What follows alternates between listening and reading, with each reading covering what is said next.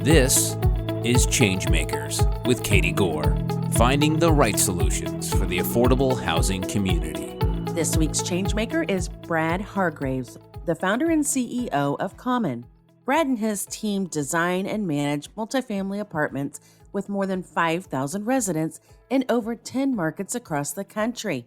Brad, welcome to the podcast. Thank you so much for having me on, Katie. Brad, you've been named to high-profile lists like Ernst & Young's Entrepreneur of the Year and Vanity Fair's Next Establishment.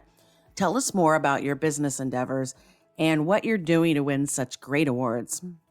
Well, I certainly appreciate the question. I'm not. I don't set out to get those kind of accolades, but it's certainly nice to see. I would say, I got my start really in the education space, kind of at the intersection of that and technology. I started with a few friends, a business called General Assembly in the last downturn, around 2010, really because we saw that there was a gap between what people were learning in universities and what was needed in the workforce. We built that to be the largest trade school in the U.S., teaching things like web development, UX design, and data science. And have during that process of building the business, we saw a lot of needs on the housing side, not just for our students, but for our instructors, for our employees. We had urban campuses in places like New York, DC, San Francisco, Los Angeles. And when many of our instructors, our employees would come to these cities, they wouldn't even bother looking for an apartment. They would look for a room on Craigslist. And so we looked at this from a consumer product perspective, which is different than how a lot of people in real estate approach it. And we said there's a real need for an operator to come in and design and think about housing with the consumer foremost in mind. And so I've always, and that's what we built at Common, and happy to dive more into that. But I think I've just always approached these issues really without a lot of ego and just saying, let's iterate, let's start with a hypothesis and then test and find what resonates for the consumer, find what works, and then double down on that.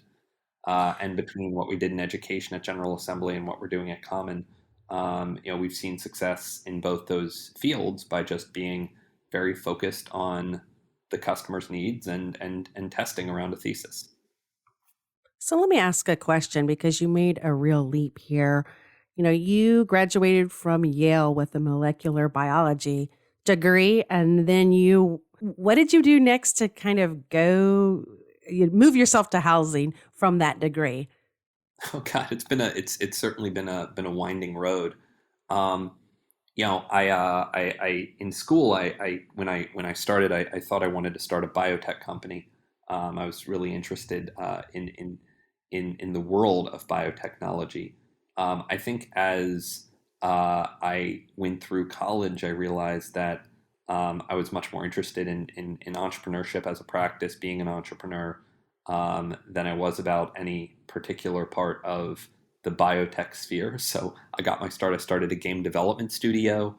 When I was around 20, raised my first venture dollars, got big and popular, but I had no idea what I was doing. So we ran that into the ground, and the layoffs we had to do were probably the most challenging part of my professional career, and certainly gave me a lot of, I would say, context and experience that I never want to do that again. And that, the businesses we would start going forward would be kind of set up on really solid financial ground, would solve real problems, and would be fundamentally rooted in the consumer need. So that, I think, gave me a fair bit of experience the hard way, and kind of got me into General Assembly and then Common. How did Common evolve from being a co-living company to one of the most recognizable property management brands in the country?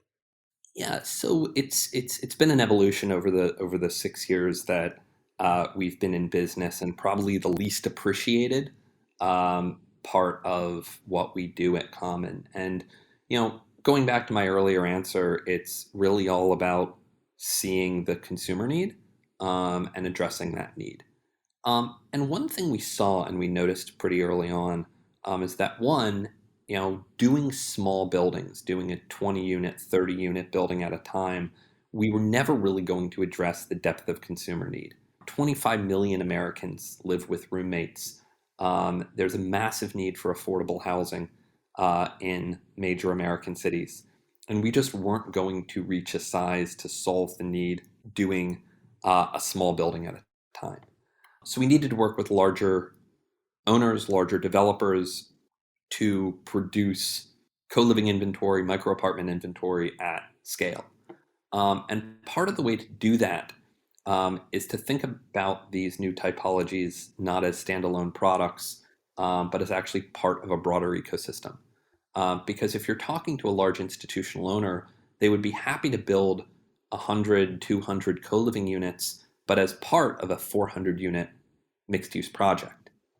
And so that was one learning we had pretty early on.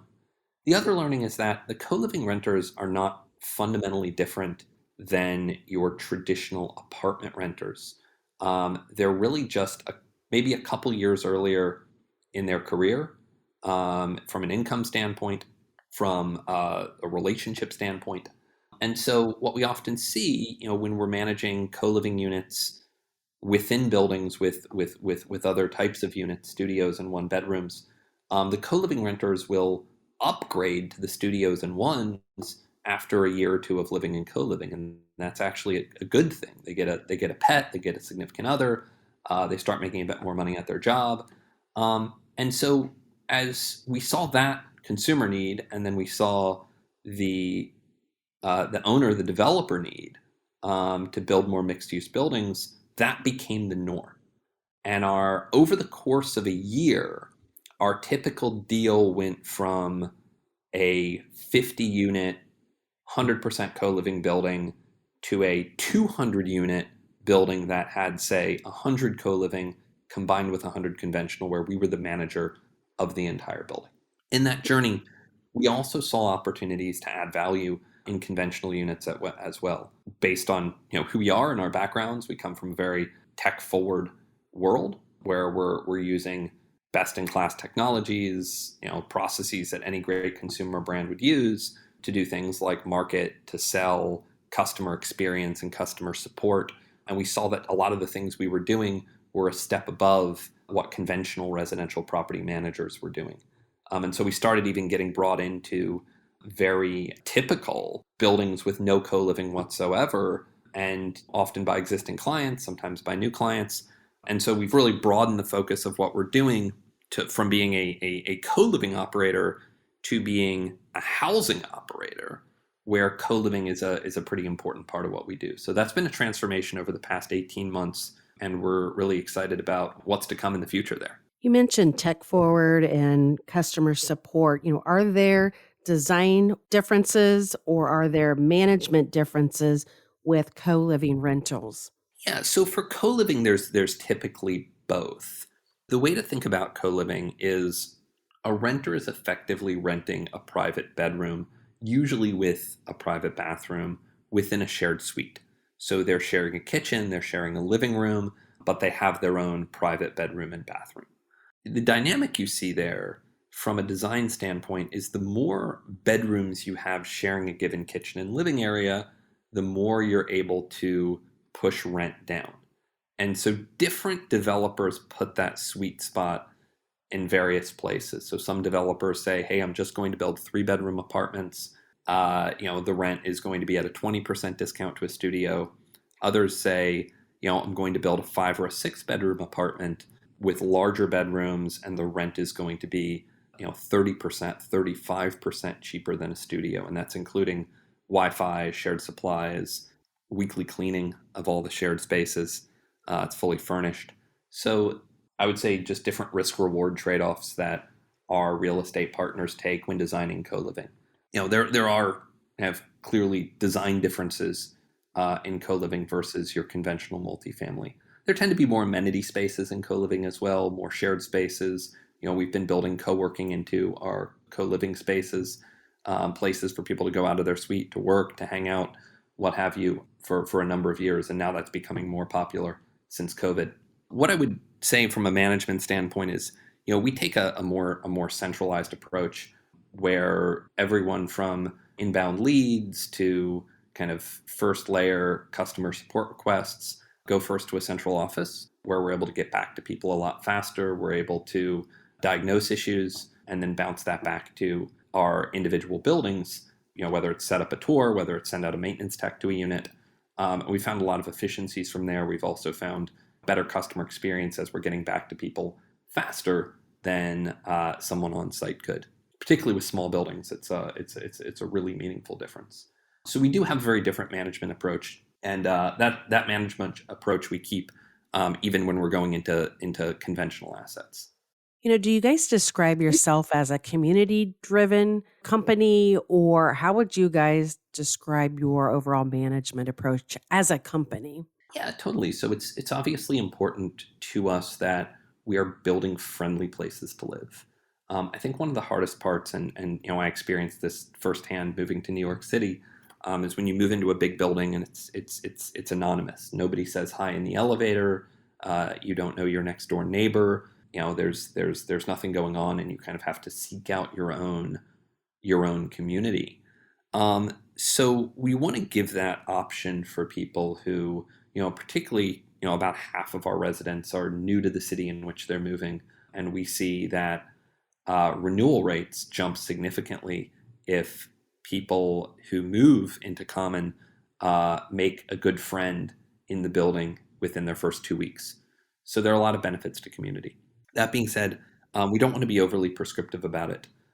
When we ask people kind of why they moved into a common home, even in co-living, about 80% of them cite either affordability or convenience. Only about 20% are citing community as the number one reason. So we have to keep that in mind. And what we don't want to do is create something that feels exclusive, that feels like a club. That's not what we're trying to do here. It's fundamentally about creating a great housing solution for a wide swath of people. So it has to be friendly. It can't be anonymous. People should feel comfortable going next door and asking for the proverbial cup of sugar. And that's on us to set that culture and set that tone. But it's not about, hey, every Friday night there's the huge raucous party and everyone's expected to come. And that's a line to walk, but it's been pretty important to us for the past 6 years to walk that line. Are these co-living spaces more of a New York City phenomenon, or are there other cities embracing this approach? No, so for co-living specifically, we're operating in about a dozen cities today, and it's certainly not exclusive to the New Yorks and San Franciscos in any way, shape, or form. Living with roommates, sharing a home or apartment, that is not just a big gateway city phenomenon. People do that throughout the United States. I would say it does tend to associate with places with higher rents. As people are looking for a more affordable way to live in the neighborhood they want to live. But frankly, there are a lot of cities that have fairly high rents these days. And we kind of look at our rule of thumb is co-living works anywhere one bedroom apartment rents are more than $1,200 a month. So once you kind of cross that $1,200 threshold, co-living can make financial sense both for the owner and for the developer. So we've seen co-living work really well in places like Philadelphia, in South Florida, in Chicago, that are all kind of near that $1,200 to $1,500 one bedroom rent number. So they're urban, but not necessarily high rent. Okay, well, hang on, Brad. We're going to take a break, but coming up in the second part of my discussion with ChangeMaker Brad Hargreaves, the founder and CEO of Common, Brad talks to us about how his team is leveraging technology to improve the lives of their residents. When a lot of people think about, residential technology, they think about kind of, whiz-bang gadgets hooked to the wall. But for us, 98% of our focus is actually on the software side. And of that focus on software, I would say 80% is actually focused more on back office automation, quality, and efficiency, as opposed to tenant experience, although obviously there's a tight relationship between those two. Thanks for listening to Changemakers with Katie Gore. To find out more about Katie, go to quadel.com. That's QUADEL.com. This has been a production of Forbes Books Radio.